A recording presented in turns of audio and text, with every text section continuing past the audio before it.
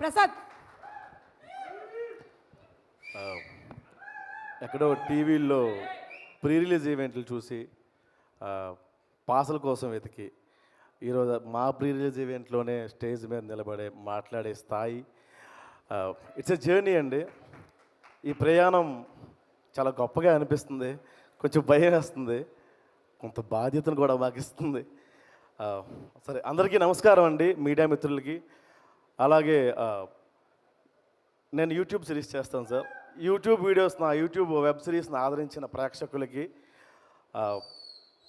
నాకు ప్లాట్ఫామ్ కల్పించిన తమిళ మీడియాకి, నన్ను భరిస్తున్న ఇన్ఫినిటమ్ నెట్వర్క్కి వాళ్ళకి ఖచ్చితంగా థ్యాంక్స్ చెప్పాలండి. ప్రతి వెబ్ సిరీస్లోని ప్రతి ఎపిసోడ్లోని కమిటీ కొరాలనే పదాన్ని ఇంక్లూడ్ చేసేసి అన్ని ఎపిసోడ్లు చేసా. బయట అయితే కమర్షియల్గా డబ్బులు తీసుకుంటాం, బట్ నాకు సపోర్ట్ చేశారు. థ్యాంక్ యూ సో మచ్ అండి.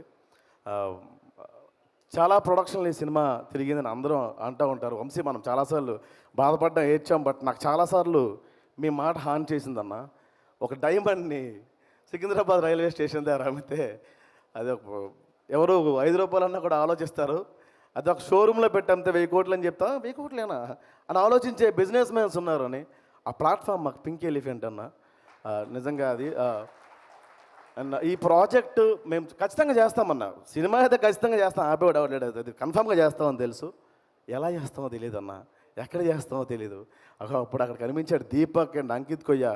వీళ్ళందరూ వంశీకి ఫ్రెండ్స్ అవ్వడం, ఫనీ అన్నను కలవడం, ఫనీ గారు నిహారిక దగ్గర వరకు వెళ్ళడం, ఈ సినిమా ఎలా రూపుదిద్దుకోవడం చాలా ఆనందంగా ఉంది.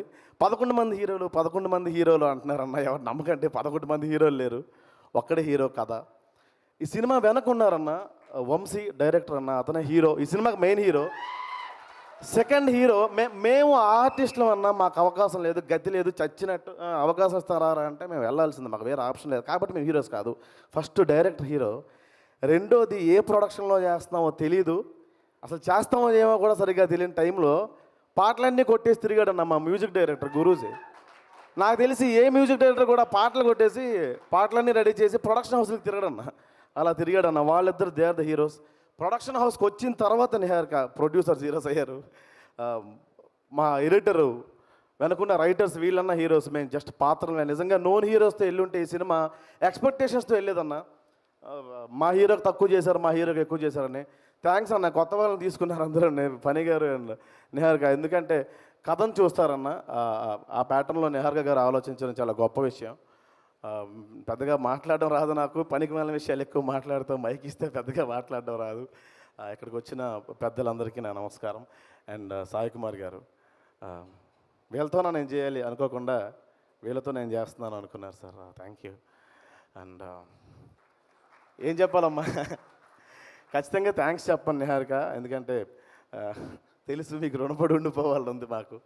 మాలాంటి వాళ్ళకి స్థాయిని కల్పించారు మీరు. అండ్ వంశీ, బేసిక్గా ఏడ్ చేస్తానేమో అండి.